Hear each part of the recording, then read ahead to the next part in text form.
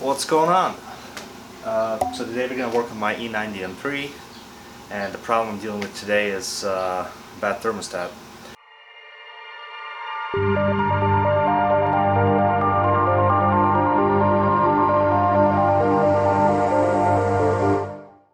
So I've been noticing for a while that my fuel economy has been kind of crappy. I mean, it is crappy on these cars anyway, but I've been averaging about 16 miles to a gallon. So one day I was driving and got a check engine light, pulled the codes, and it was P0128, which is the code for bad thermostat.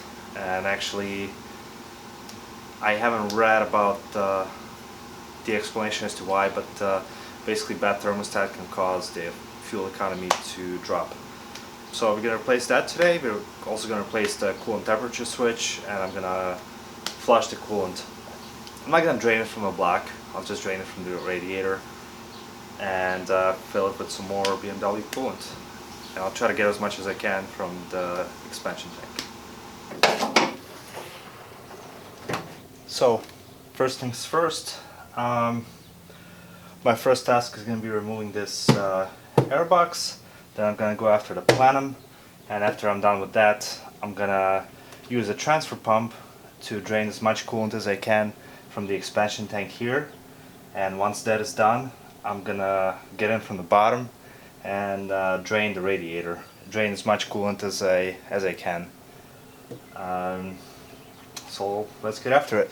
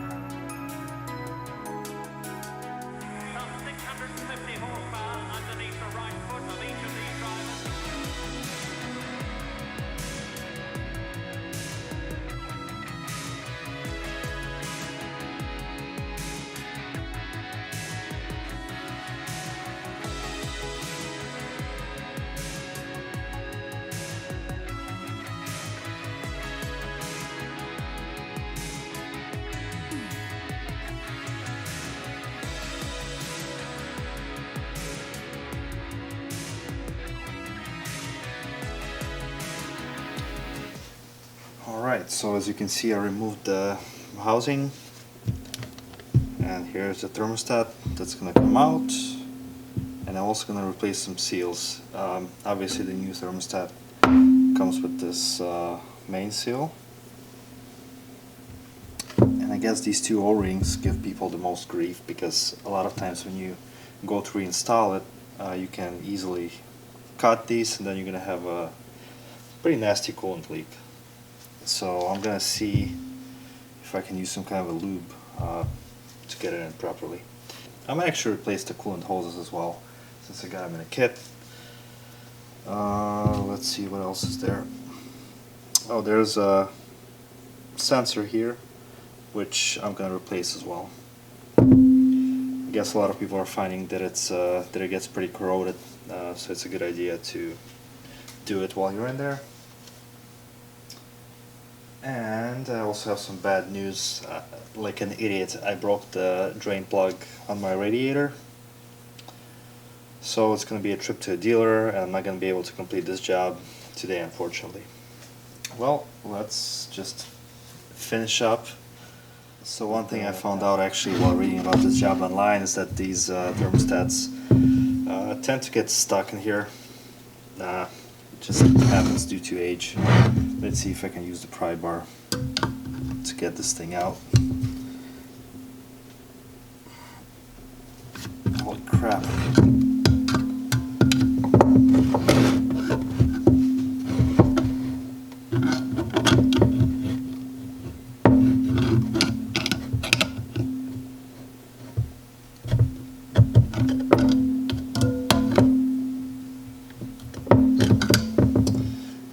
I'm also afraid to accidentally break any of this aluminum casting, because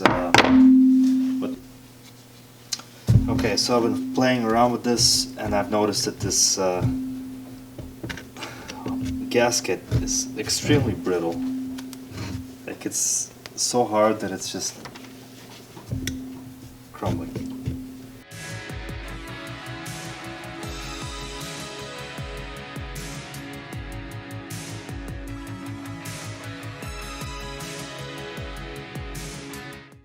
Okay, so you see a better assortment of tools here. I used the hammer to hammer around here. Now I'm using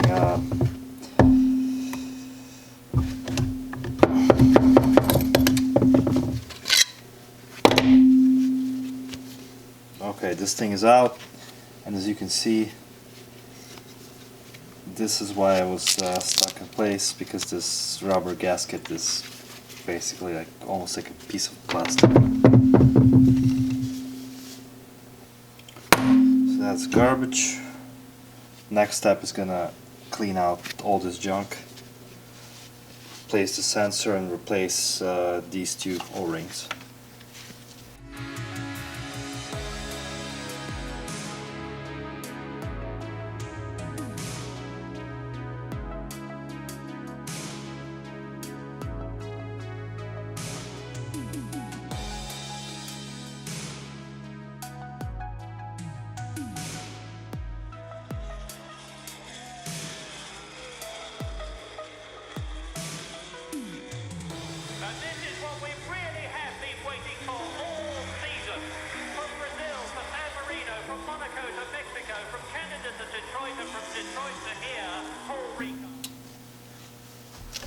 So I reckon that these O-rings would have to be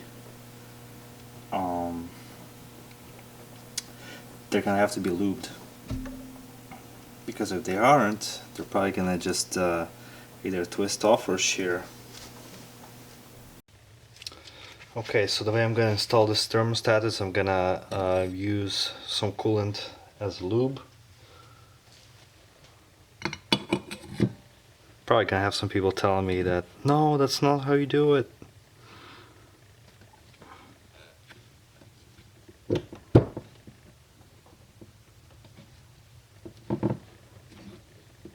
Well, I was able to get it seated correctly. So let's put this bad boy back on.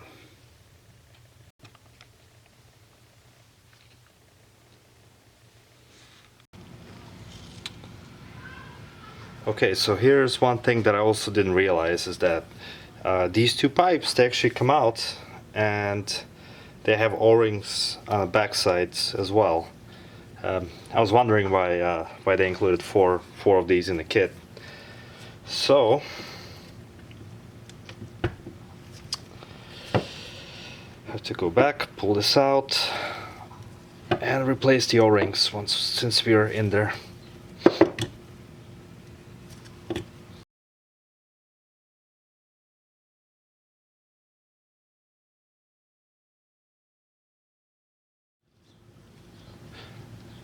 Okay, so today I'm actually armed with some silicone lube, which is perfectly safe on these seals.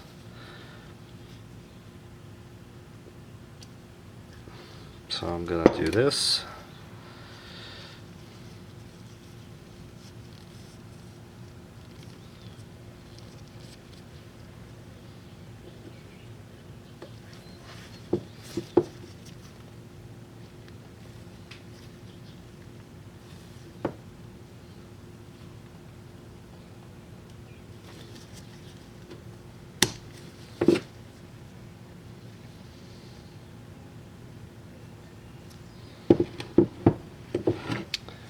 And holding fingers crossed that I didn't actually destroy these seals, because apparently they're really easy to damage.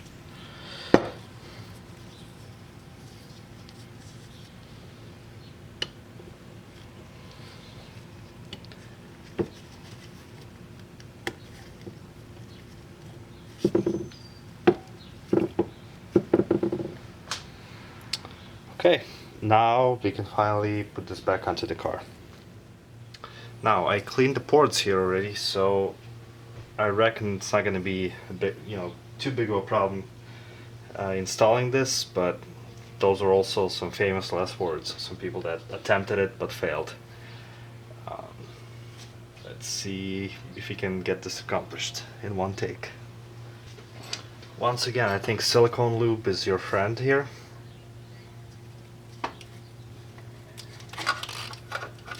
Like any kind of petroleum lube is a no-no on rubber seals.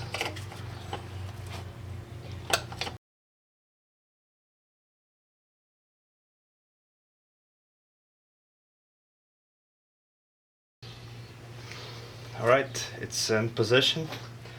Of course, before putting everything back together, I'm gonna start the car and make sure that they aren't leaking, because if they are, we have an issue on our hands. And basically from this point on, everything is just a reverse of the installation. As you can see, I simply unbolted the fuel rail, but I didn't have to remove it. It flexes enough to allow enough clearance to get this out of the way.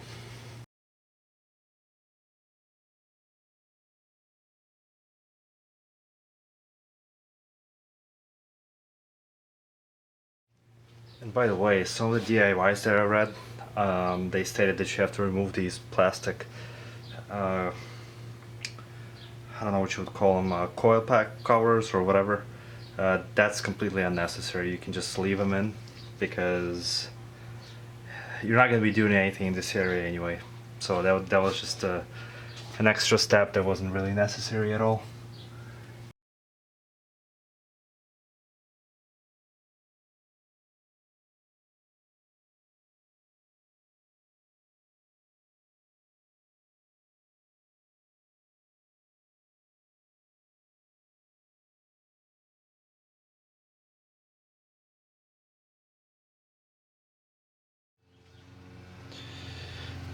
How's it going, guys? Well, since I replaced the thermostat, the kit also came in with these two hoses, and I figure I might as well replace them.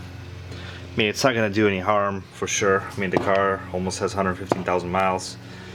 I guess this hose is a bit of a pain in the ass to remove.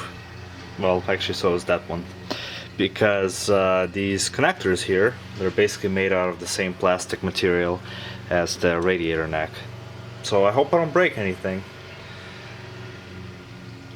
And this connector here is gonna have to be cut.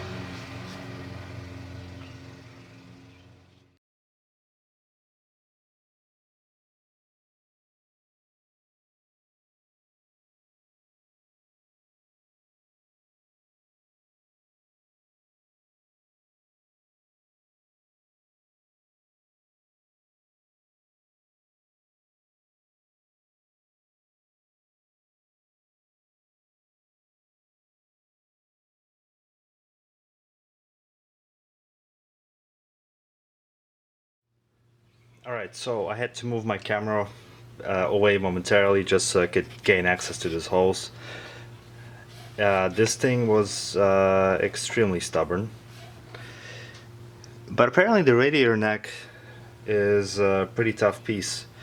So I was able to just twist and pull, no sudden movements, just you know, bit by bit. I finally got it to budge. So putting the new hose on should be a pretty simple affair. But of course, I'm gonna need a clamp for this little guy here. And by the way, if you decide to use the same kind of clamp that BMW used, I think it's called Shark Bite. It's you need a special tool to put it back on. So I'm gonna opt for a regular hose clamp with a little worm gear. So I have a brand new hose right here, and I reckon the installation is going to be a pretty straightforward affair.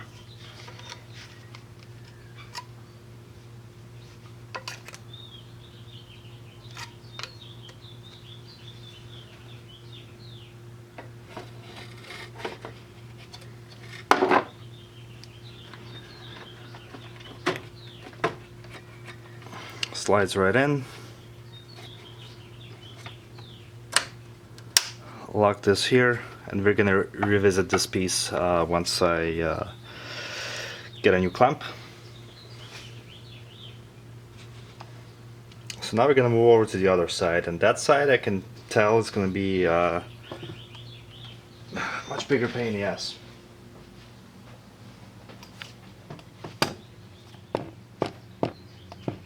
So as you can see, this hose attaches to the radiator down there. So again, I'm gonna unlock it and figure out how to get proper leverage to pull that sucker out, but I know it's not gonna be easy. So give me some time, I'm gonna have to move the camera again.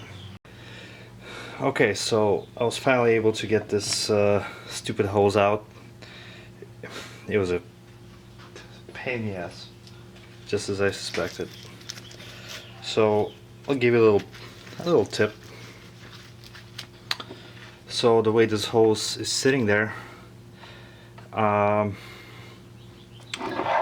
I did was I took a pry bar and I stuck it here. I wedged it in here, and I was prying this way. But you don't want to pry against the radiator. So what I did was I inserted a little piece of wood,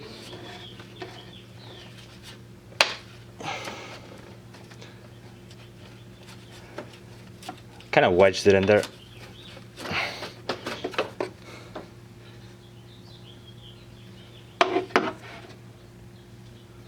So I used that and I wedged the pry bar against it. So I was prying with one hand, and with the other hand I was pulling and twisting on this hose. It's yeah, it's a pain in the ass. Like, especially if you have bigger hands, it's a pretty annoying job. But luckily I got it done with not too much drama here. Okay, let's put the new holes in there.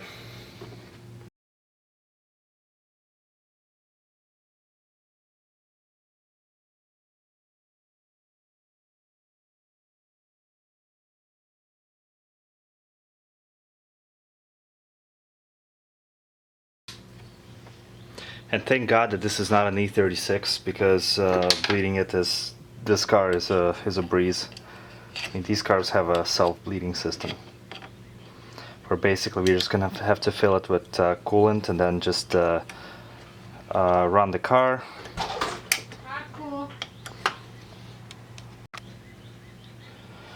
So basically here you're gonna run the engine, and the air is just gonna come up to the expansion tank, and you can let the air out. Do it several times and basically the system is bled.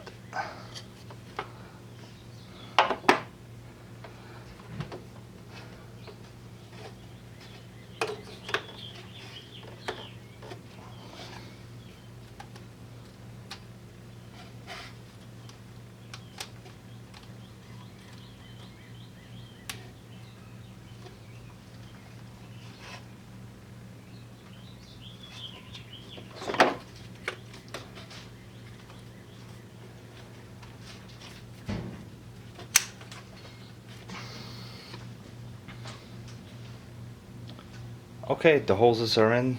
Now I'm just gonna have to reinstall the plenum, reconnect the expansion tank, and I think we're gonna be good to go. But before I do all that, I'm gonna fill the car with coolant, and I'm gonna start it just to make sure that the seals here haven't sheared.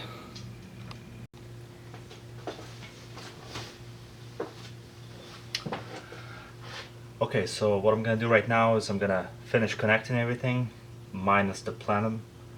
I'm gonna fill the system with coolant, so 50-50 mix of distilled water and antifreeze concentrate from BMW, and then we're gonna start this thing up, and with any luck we shouldn't see any leaks in this area, but fingers crossed.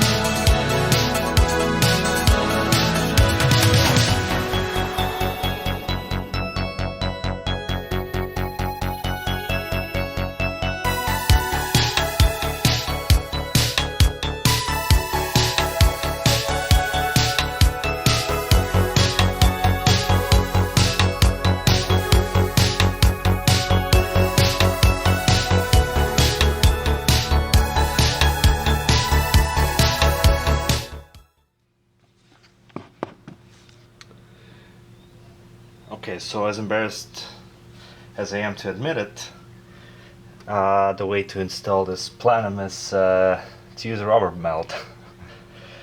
I just can't get the back to seat correctly, so I'm gonna use a rubber mallet to get this thing in.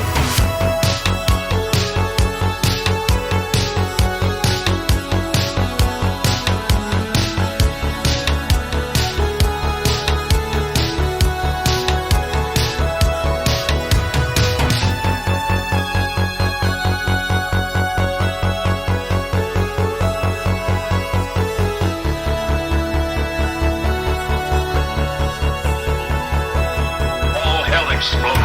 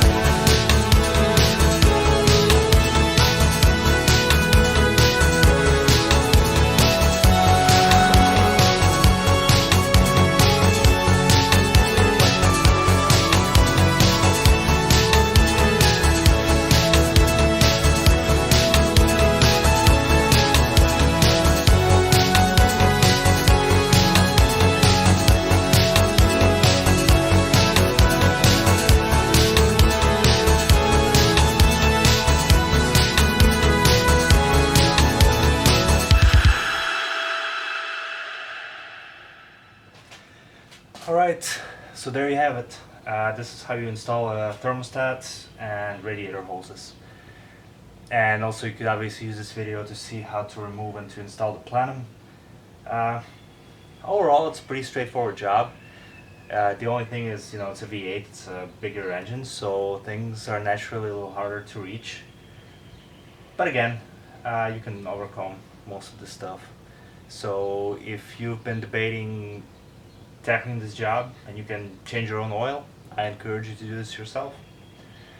Of course, don't forget to bleed the cooling system, which I'm going to do shortly. And what I'm going to do is I'm going to start the car, I'm going to drive it around a little bit, and I'm going to release the air from here, the expansion tank. So I hope you enjoyed the video and I hope you find it helpful. If you have any questions, as always, just drop them in the comments and I'll do my best to answer them. Take care.